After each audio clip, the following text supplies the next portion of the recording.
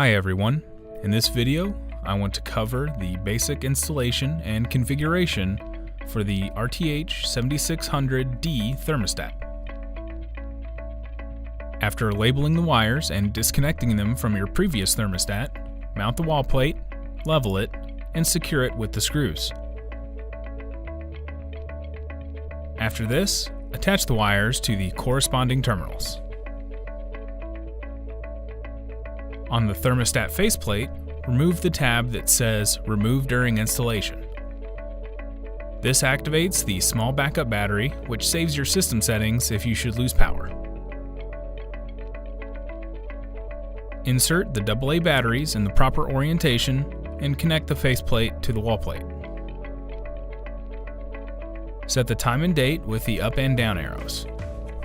First, select the day of the week, then press Next. Select the day of the month, then press Next.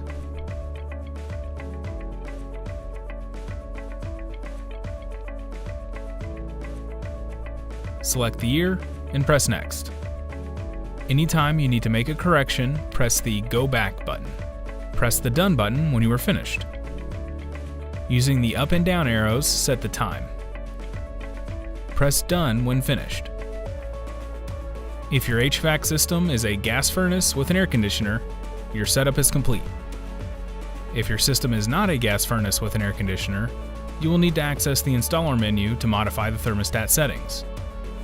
Go to customer.resideo.com and enter the model number RTH7600D into the search bar to locate the installer manual. That's all for this video.